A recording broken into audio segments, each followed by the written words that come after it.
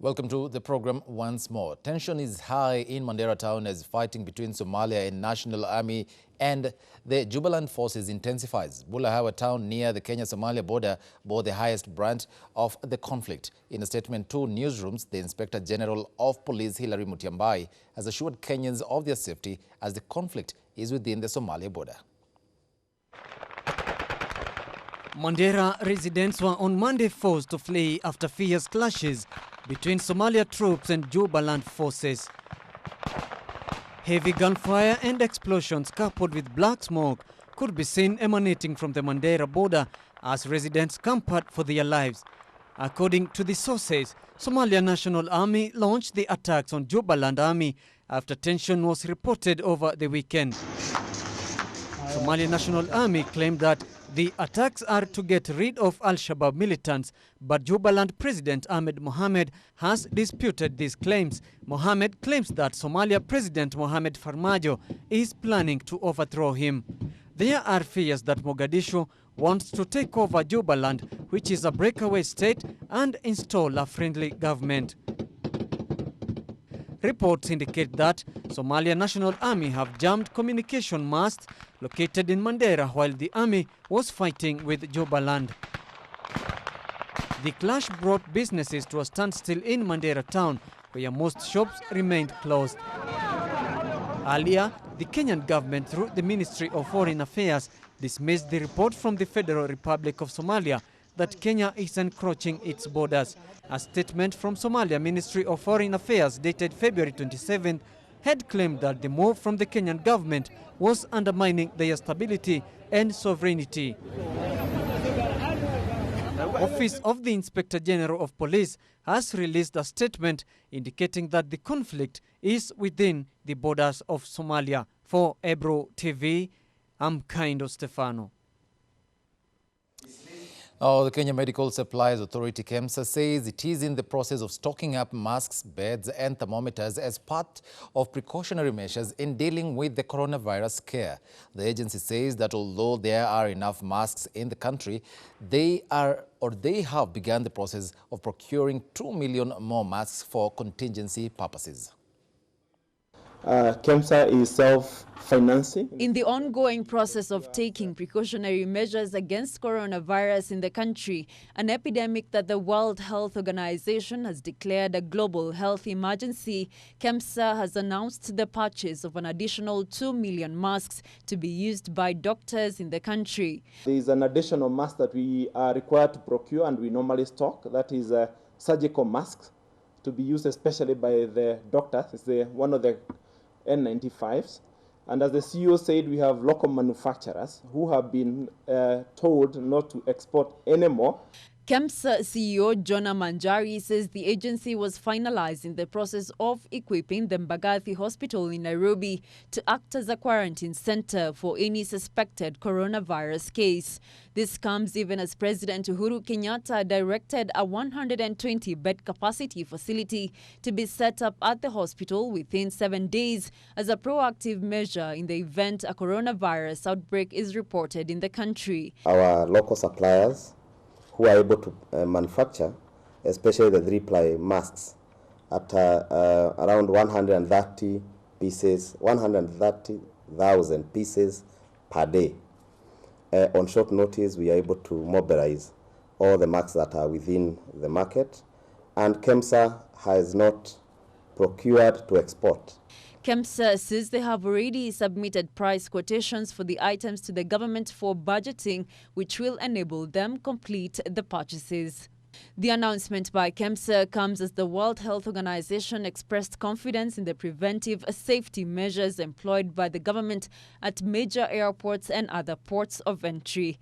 More than 89,000 people across 58 countries have been infected with the virus, while the death toll has exceeded 3,000. Now, Kenyans spreading alarmist alerts on social media on coronavirus will be arrested. This is according to government spokesperson Cyrus Oguna, who has come out to reassure the public that there are no reported cases of the deadly coronavirus in the country. This follows a viral recording purporting to be a press briefing confirming cases of the disease in the country.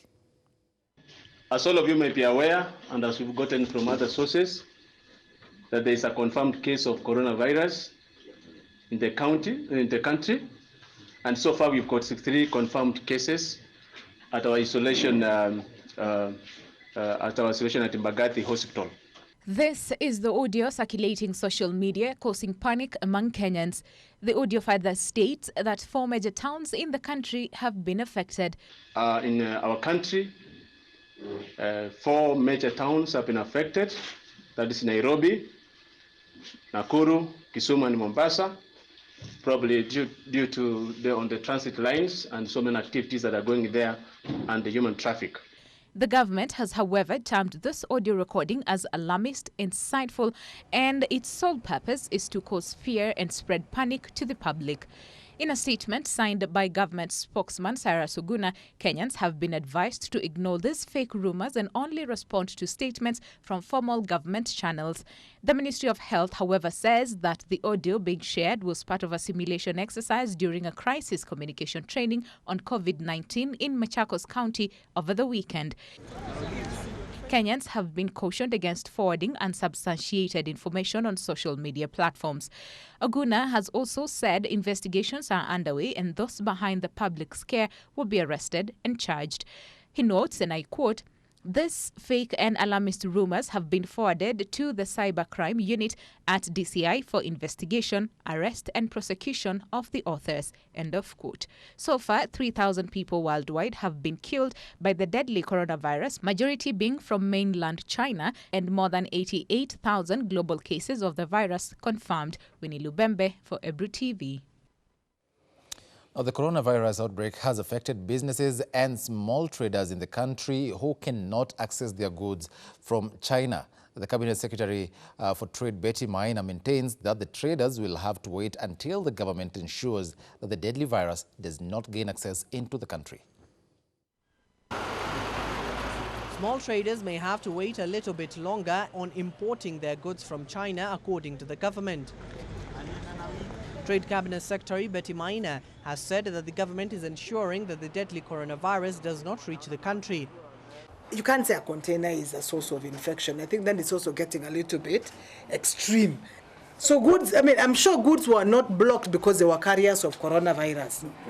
I think part of the problem is traveling to those places. It's people, to buy. Yeah. That's part of the problem because a lot of these small-scale traders travel. Yeah. Occasionally, because they do pick small items here and there and then fill a container or two and bring them to the country. This comes after the High Court suspended flight to China, hampering the ferrying of goods from the country. The coronavirus is a health, it's a health emergency. So the issues that are being taken are really to ensure that the people coming into the country are safe and can enter Kenya without posing any challenge, and we are also able to trace where they go. This is not a bag that lives on a container for 2 weeks. So there is a challenge there, but we are seeing it as an opportunity for us to produce locally, for us to get other sources of raw materials in other countries. Of late, the two countries' relationship has not been rosy, and this could hamper their meeting slated in June between the two countries, which is geared to focus on tariffs. The Chinese embassy in Kenya advised against racist remarks against its citizen visiting Kenya from China. I think when we come to the June meeting, first, we are already in conversations with China on market access for different products. We've reached some agreements with regard to stevia and avocado, but there was a list of 13 agricultural goods that are on that are part of the schedule. So I think we will be continuing conversations on access by those products. Kenyans fear the passengers who come from the country could have contracted the infectious disease, which has spread to over 45 countries, killed more than 2,800 people, and infected over 83,000 worldwide, in the vast majority in China. Abdiaziz Hashim, Ebru TV. Back to our top story, former sports CES Rashid Echesa has been arrested after the day-long raid at his current home in Nairobi. It is said that Echesa's arrest was in connection to a VX Land Cruiser vehicle which he is said to have fraudulently acquired. All 5 vehicles from his home have also been taken away as he was taken to the DCI headquarters for questioning.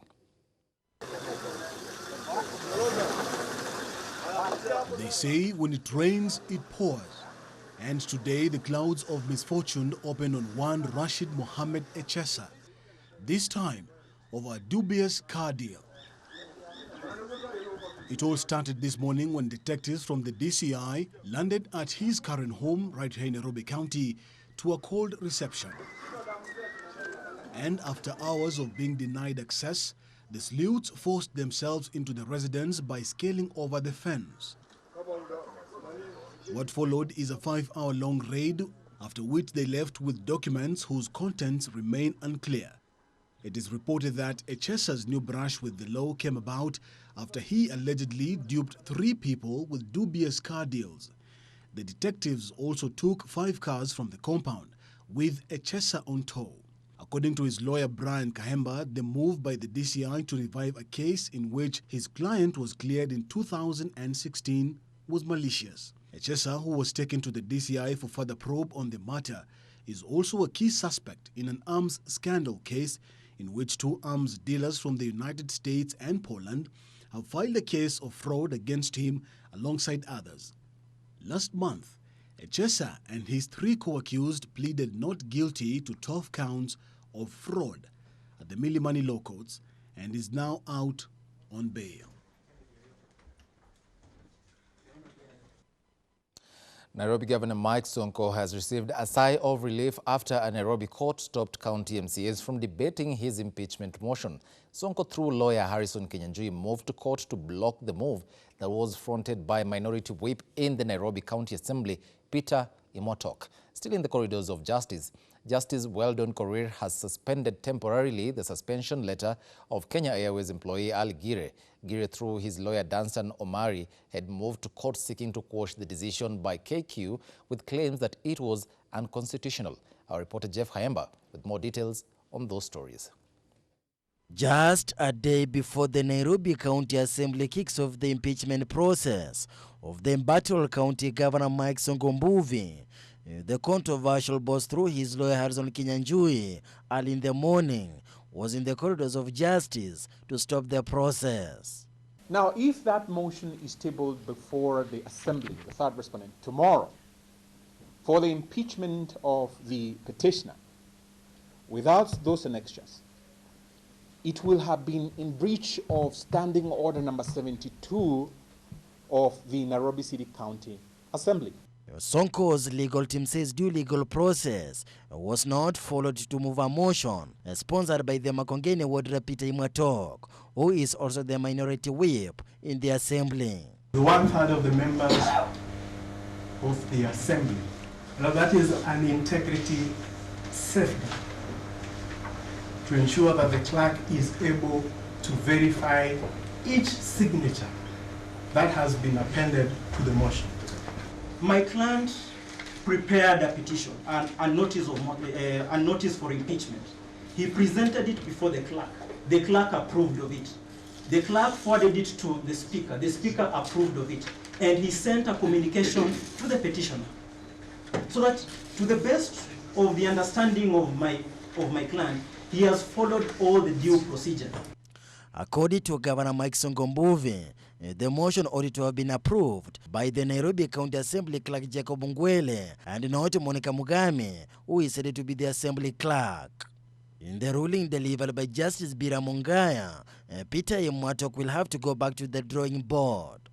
The proposed motion by the 4th respondent herein for the proposed impeachment of the petitioner herein on tentative business of the 3rd respondent on Tuesday, 3rd March 2020, or as may be adjourned to another date and time, shall not proceed except in strict compliance with the provisions of Standing Order number 67 and 72 of the 3rd respondent. The orders by Justice Ongaya comes after the Nairobi members of the County Assembly, together with Governor Mike Sonko Mbuvi, held a consultative meeting with the President Uhuru Kenyatta at State House over the weekend, where he lured them to shelve of the impeachment motion against Governor Mike Sonko Mbuvi. Nairobi County Assembly has 122 members of the County Assembly, where 2/3 of the majority of them are required for them to remove the second governor of Nairobi in office. Still in the corridors of justice, Ali Giri, who is an employee at the Kenya Airways on Monday, got a reprieve after a High Court suspended the suspension later by the company's human resources. KQ had suspended Giri for claims of flouting the company's regulation after taking a video of the Chinese airline aboard 239 Chinese nationals who landed at the Jomo Kenyatta International Airport last week. Danstan Omar, who is Giri's lawyer, says they have sued the state agencies including DBP, DCI, Defense, Health and the Interior and the Coordination Ministries. We are also seeking protection of the state, of our client, so that he is not victimized today, tomorrow, or in future. We have sued the Kenya Airways Limited. We've sued the Director of Public Prosecution. We've sued the Director of Criminal Investigations. We've sued the Anti-Terrorism Police Unit. We've sued the Attorney General. We've sued the Kenya Airports Authority. The Kenya Airways says it followed the law in suspending Ali Giri. The airline stated that Giri will continue enjoying his rights and receiving full salary as the investigations continues. Reporting for Ebru TV, I'm Jeff Khaimba.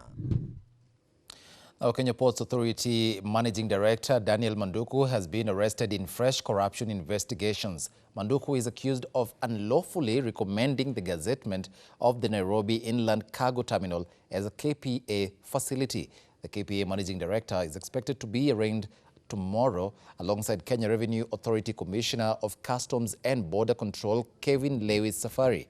According to the DCI, the two, together with others, connived to gazette the Nairobi Inland Cargo Terminal as KPA facility, yet it did not meet the requirements for gazettement. They are set to face, among other charges, abuse of office, breach of trust and neglect of official duty. Last year, Manduku had hit headlines after the DCI announced that his office was investigating tenders worth 2.9 billion shillings at the port. At the time, Manduku dismissed the allegations, claiming they were being fronted by people interested in KPA tenders.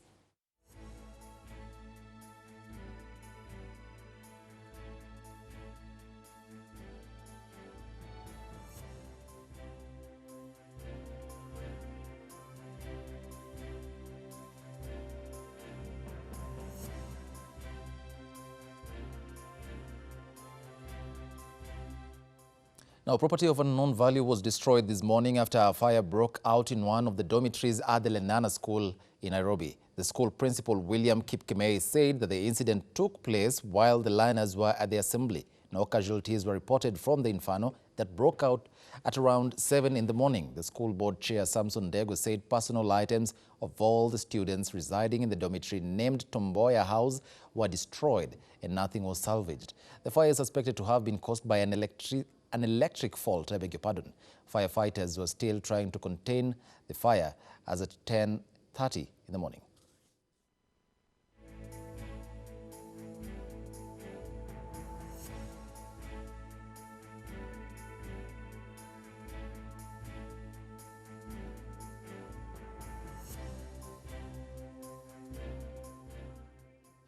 Now, the locust menace in the country will still be around for the next 3 months. This is according to Agriculture CES Peter Munya, who maintains that the timeline that was set out by the government to effectively deal with the swarm will come to a logical conclusion in June. The desert locusts that have invaded Kenyan farms for the past 2 months is now a cause for renewed worry as new swarms begin to hatch. The swarm of locusts has been causing disruption and destroying crops in some parts of the country. Kenyans now will continue to grapple with this menace for the next 3 months, according to the government's timeline to effectively deal with the locust invasion. We never promised that we will clear our locusts within a very short time, given the fact that we are not in control of what is happening in the source. You know, if we were in control, then we would have contained them completely from there. Unfortunately, we are only in control of what is happening within our own country.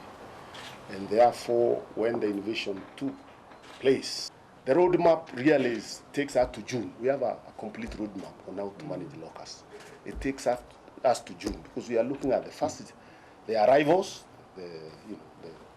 the swarms that came into the country, the gestation period until we spray, they die or they die naturally. The newly hatched locusts pose serious risk to the upcoming crop season in the country. Contain the situation, especially protect the food basket areas. So the first wave is really largely done. What we are now focusing on and the biggest danger is those locusts that survived and laid eggs. And what we are doing now is intensifying the spraying, the ground spraying especially, and the aerial spraying, to make sure that by the time we plant and the crops start growing, because the rain season is coming, we will have cleared with the locusts. Currently, there are intensive spraying going on in Isiolo, Samburu and Marsabit. So moving forward, there won't be any challenge of chemicals, because we have enough now for the next 5 to 6 days as we wait for that 10,000 supply to come from Australia, and the balance of that 1,000 will also be shipped. But county executives from the affected areas are urging the government to declare the invasion a national disaster so as to draw in speedy action and additional funding from the Treasury and external donors. Kenya has sprayed over 20,000 hectares of land. Abdulaziz Hashim, Ebru TV. Now, the Munene Africa report released 6 days ago on the management of the NGCDF for the financial year 2017-2018 has once again sparked debate over the management of the kitty, which is supposed to fund development projects in constituencies. In Nairobi County, it was a case of the East not meeting the West as the two Embakasis had the best and the worst. This is Embakasi West constituency, the constituency that was voted the best in the management of CDF in the financial year 2017-2018 in Nairobi County, according to research firm Munene Africa. Na kama evaluation yetu iko vizuri, mimi Mheshimiwa Donji na Mheshimiwa Ronaldo, niko sure 2022 mtasema tano ingine, si ni kweli? And here we meet area MP George Deuri, who was on this day, coincidentally, launching a project funded by the NGCDF at the Peter Kibukosia Secondary School in Umoja area. Peter Kibukosia hoye. Si itakuwa fiti tuongeze classes. We ask him how he managed to get the bearing right according to the report and beat his colleague in Embakasi East, which was voted number 290 out of 290. What we did different with other guys is we identify the needs that we have within our constituency, and we ensure that we try our level best to deliver to the exact needs that our constituents have. The youthful second-time MP was at pains to explain why he welcomes the report that has raised serious credibility questions. Na kumekuwa na mambo mingi sana kuhusu hawa watu wa Munene Africa vile wali evaluate.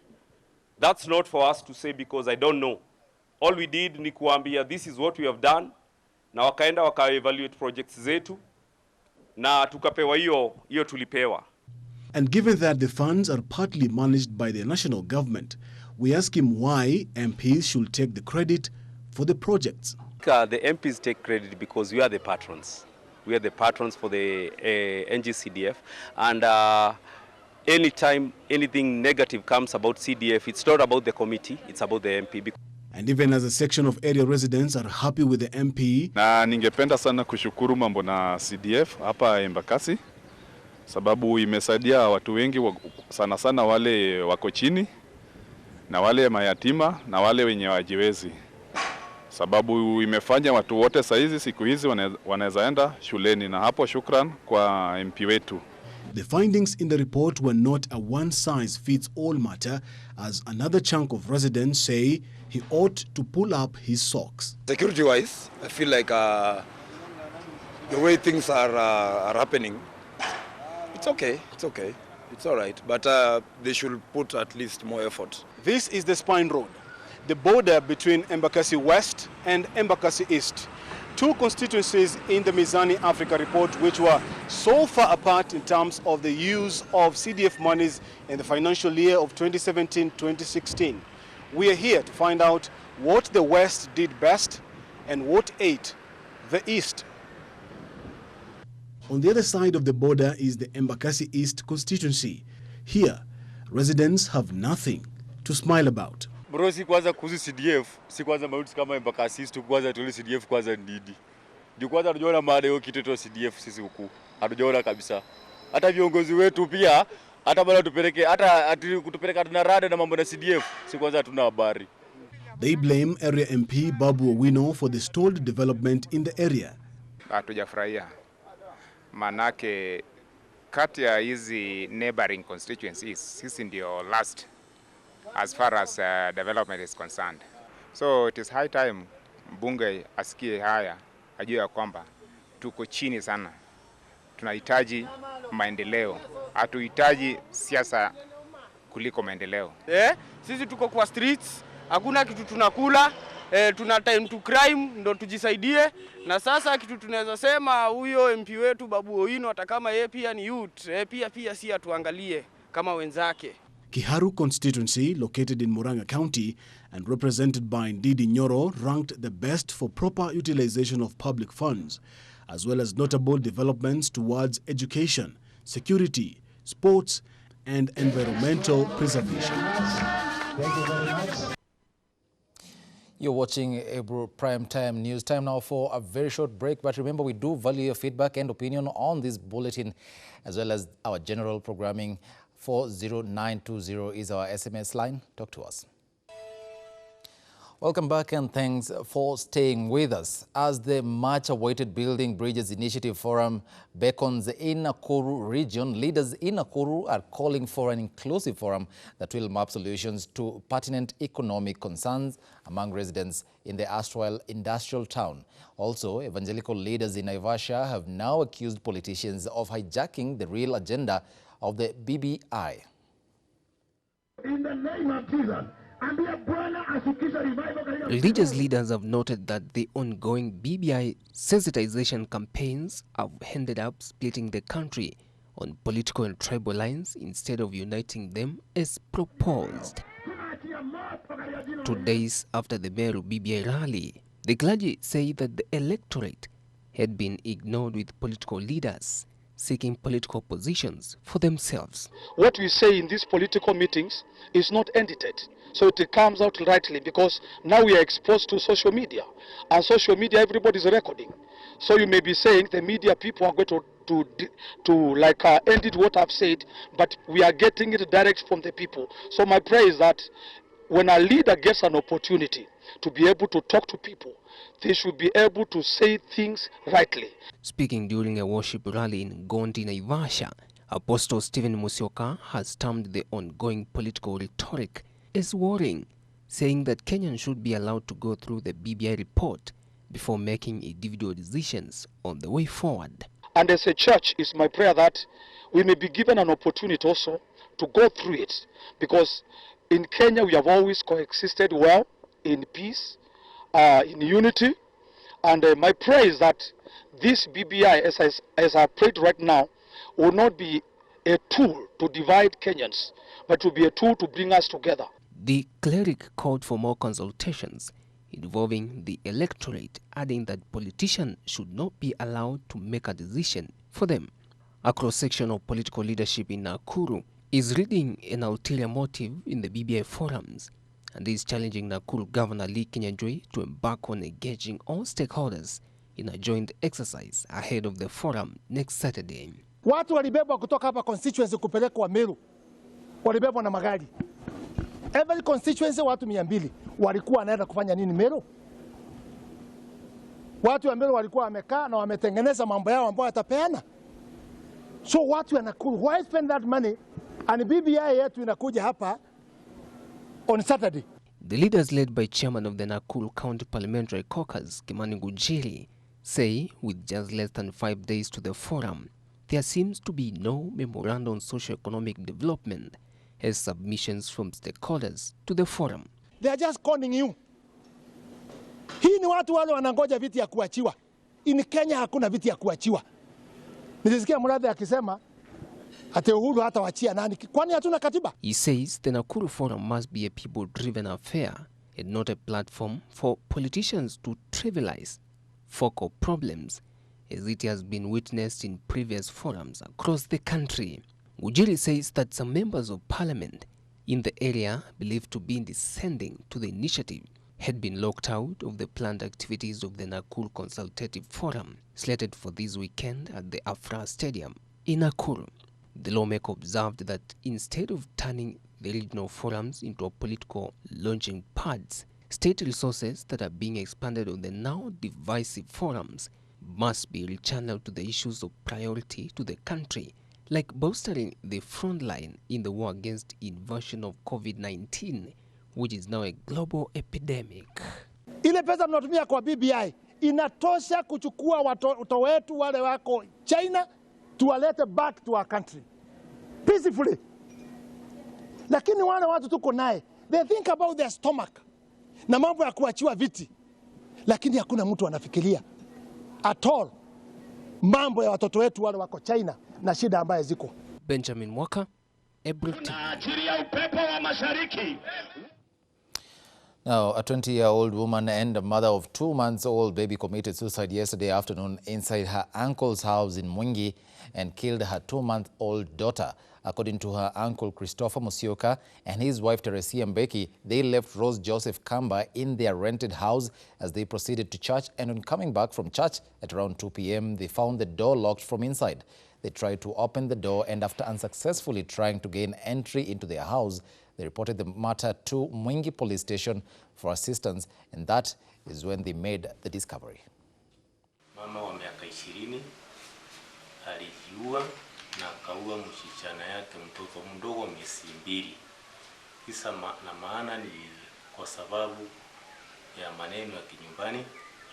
Kuna barua aliacha ni kama alikuwa ameandikwa na pesa ikapotea. So hiyo ni kuonyesha kwamba alikosa mtu wa kumsaidia kumuongelesha ya kwamba pesa ikipotea inatafutwa. Ningejaribu kuambia watu wenyeji ya kwamba kila mtu anataka counseling na kila mtu ako na shinda mbalimbali. Hiyo ni issue ambaye mtu angepelekwa counseling na ongeleshwe, pesa upatikana lakini uhai itapatikana. Well, time now for the latest in the world of business. The year-on-year inflation for the month of February shot to 6.37% from 5.78% recorded in January, and surpassing projections made by various analysts. Investment and analysis firm Saiton Investments had in January projected that the year-on-year inflation will fall in between 5.9% to 6.2%. The marginal variance between inflation projections and the actual inflation for the month of February was mainly attributed to an underestimation of the increase in prices of food and non-alcoholic beverages. This is the highest inflation growth recorded in the last 1 year, since 6.58% in April 2019. The price of tomatoes largely contributed to the increase in inflation for the month of February, where the Kenya National Bureau of Statistics reports that prices shot up by 29.6%. The prices went up as high as 30 shillings for one tomato and elicited reactions from citizens across Nairobi who were hit hardest by the prices. The prices of onions and spinach also increased by 7.3% and 3.2% respectively and contributed to the growth in the food index. Stats from Saiton Investments' weekly report indicate that there was also a 0.5% increase in the housing, water, electricity and gas and other fuels as a result of an increase in the cost of house rent by 0.2%. A 0.3% increase in the transport index was also recorded on account of rising petrol and diesel prices by 2.5 and 2.1% respectively. For Ebru News, I'm Musa Amir. Now, motorists in Kenya are headed for tough times as the government prepares a new law ahead of the financial year in July to guide the introduction of toll fees for use of highways.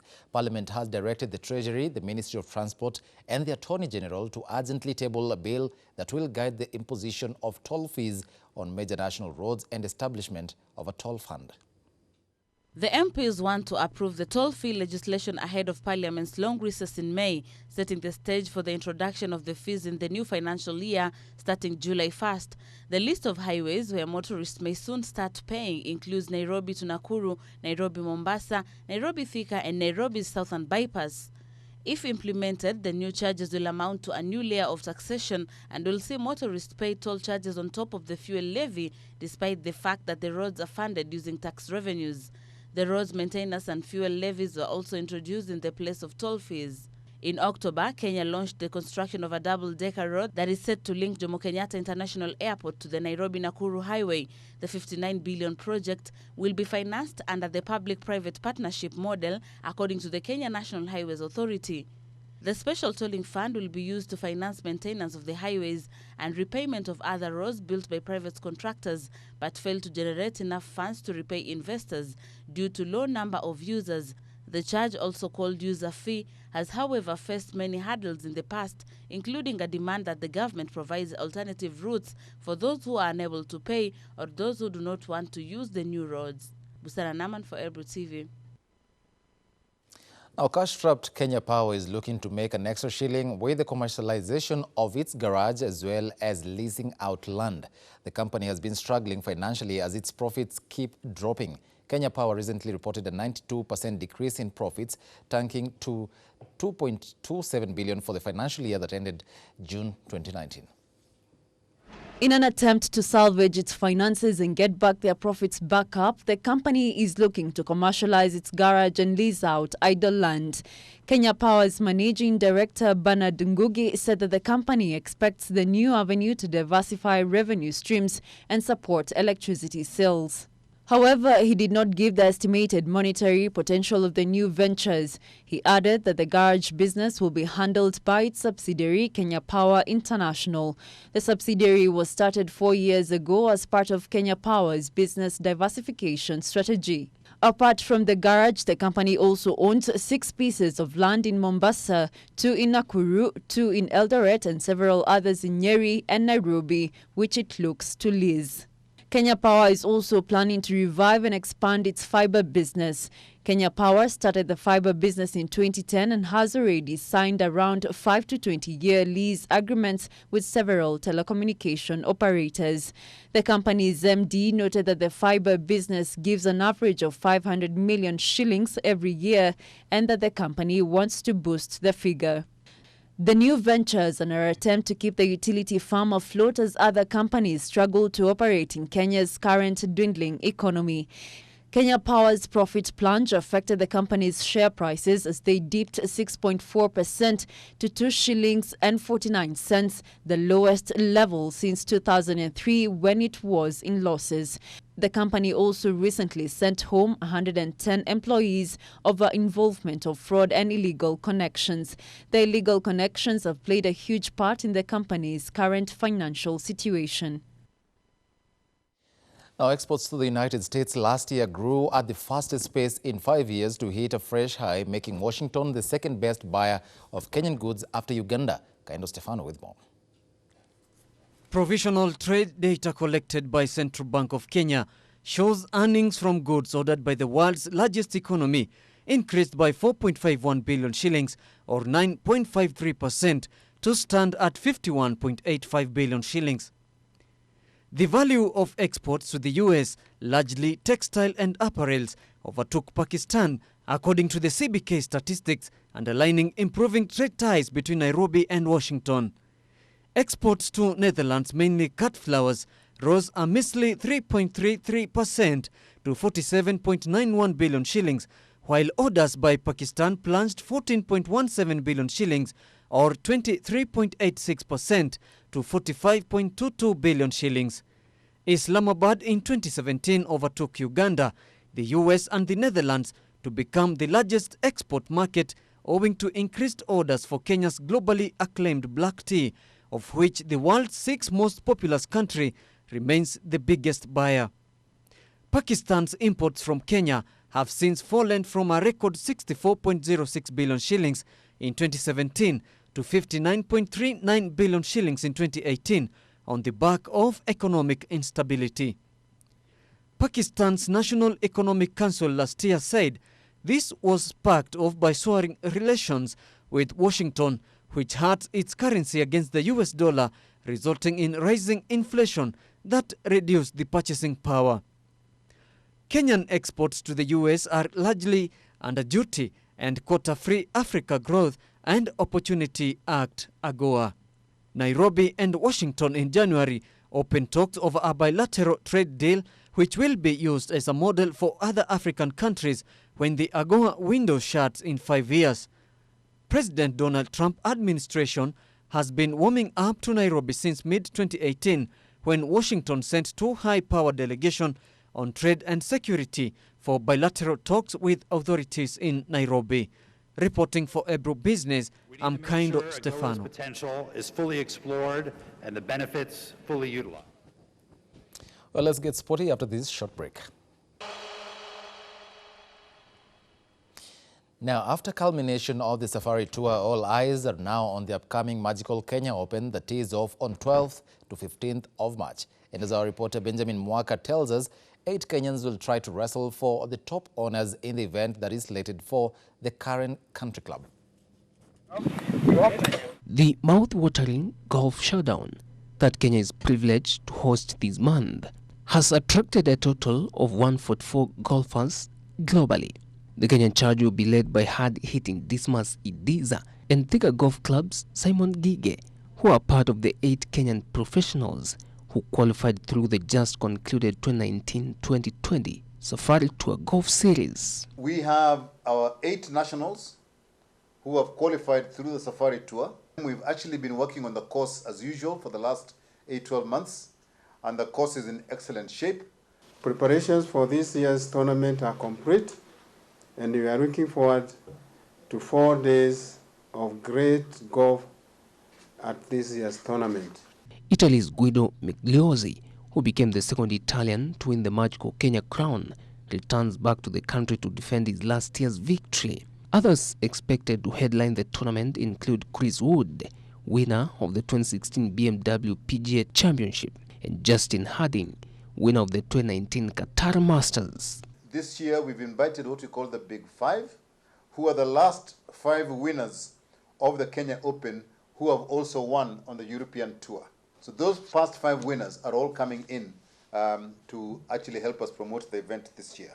Kenya Open Golf Limited remains on a high alert following the ongoing outbreaks of the deadly COVID-19.